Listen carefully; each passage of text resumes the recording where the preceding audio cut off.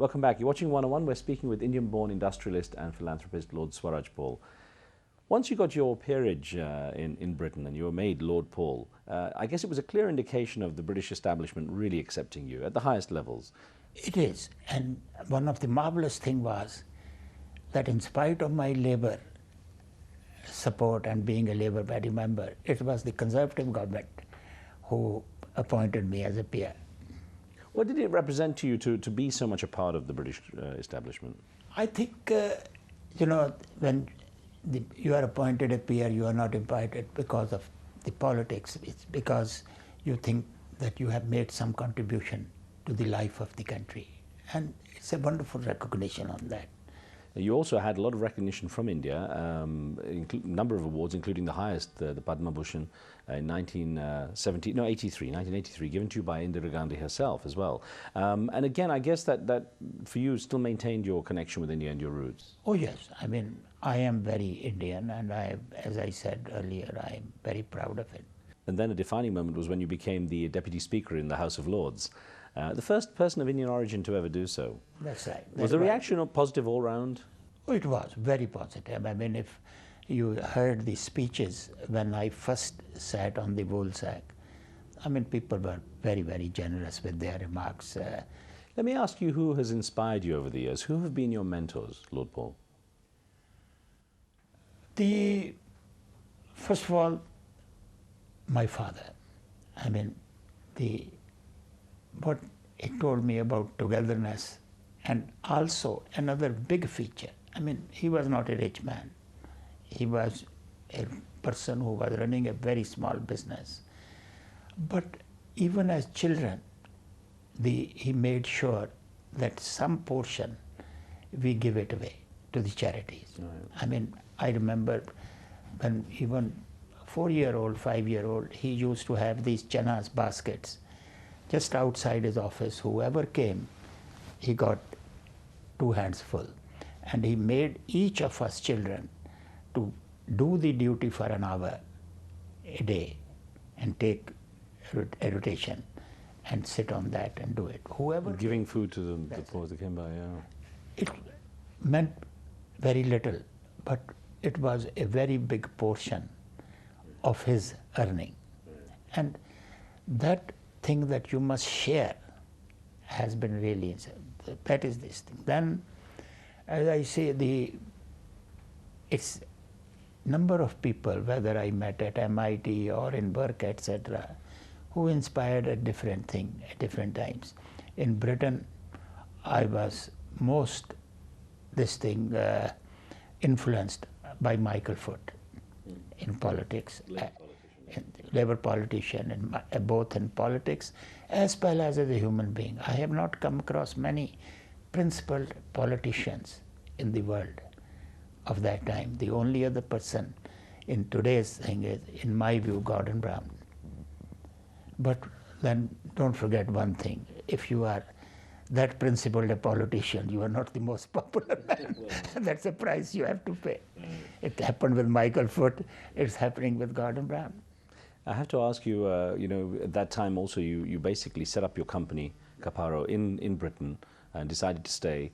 I know you were talking sometimes about it being as a way to overcome the sorrow of what happened, but in terms of doing business at that time in Britain, as an Indian as well, how did you find that? Was it an environment where race was an issue? I don't think I really came across race as an issue.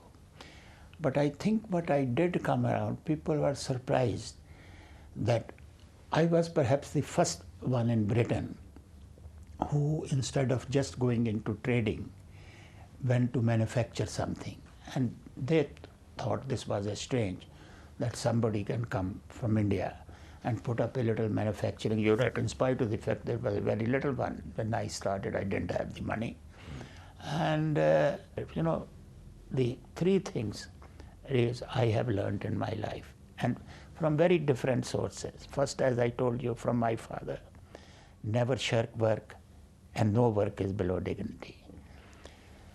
Second, never compromise on excellence, from MIT.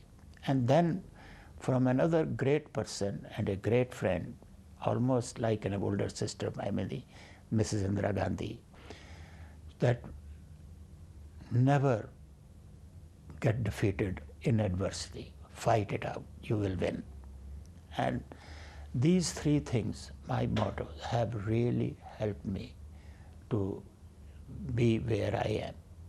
And the rest, God has been kind. You've become known for your philanthropy and your generosity with causes, particularly those linked to children, of course, with the history you have, and I know you have the Ambika Paul Foundation as well.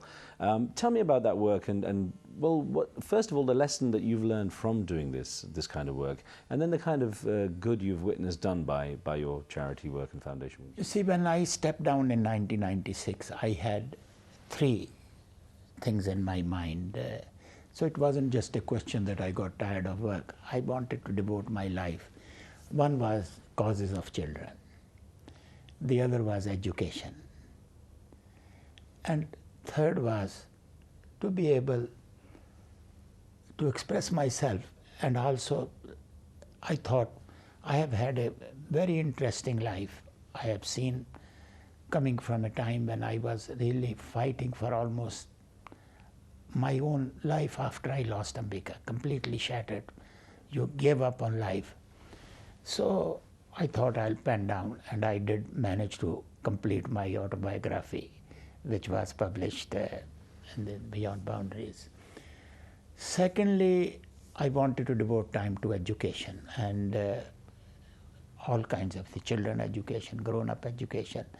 And I was lucky enough that by asked two universities in Britain, I was the first one in Britain to be chancellor of two universities. Third thing has been the children causes. I mean, whether it's a laboratory in Carnegie Mellon University to do some children diseases research, etc., or in the Westminster University, I just done a very nice place of 14,000 square feet for functions, educational seminars, etc., which is called the Ambika P3. So wherever I can do, and using this, giving the money for a college in India, and things like that.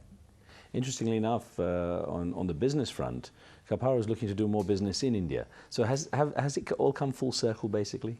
It is. I mean, India, there is a lot of scope.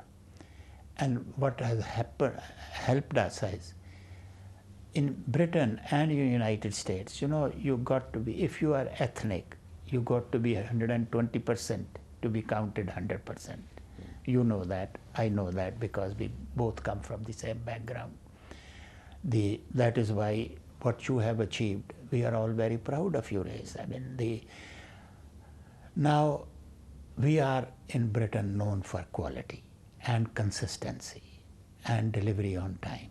And that is something which has been lacking in the developing countries, and India is pretty behind in that. And that is what we have tried to achieve in India. We have built 32 factories in India in the last 5 years. No credit to me. Credit goes to my son Angad, who has done a tremendous job on it. And a lot of time with a lot of frustrations. But we are seeing the rewards. Lord Paul, is there anything in your life that you've wanted to do, any projects or any particular, personal or professional, that you've wanted to undertake and you haven't had a chance yet? At the age of 78, I mean, you know, you can keep wishing all the time. I have been very lucky. Number one, to start with a marvelous wife, 53 years, lovely children, the lovely grandchildren, reasonable amount of money, and then, you know, something I can be proud of. And people have been very generous and very kind. And what more can you wish for? So, no, I am very satisfied. I am very happy, and God has been extremely kind. How would you like to be remembered? What would you like your legacy to be? A man who loved the world and who really believes that the only success in the world will come if people become globalized. So our education system has to change. This globalization, in my view, was hijacked by the financial world. But globalization is not financial alone. Globalization is of humanity. We got to start with the education if we want to achieve globalization. Lord Paul, it's a real honor talking with you. Thank you. No, it is. It's wonderful to see you. Thank you very much.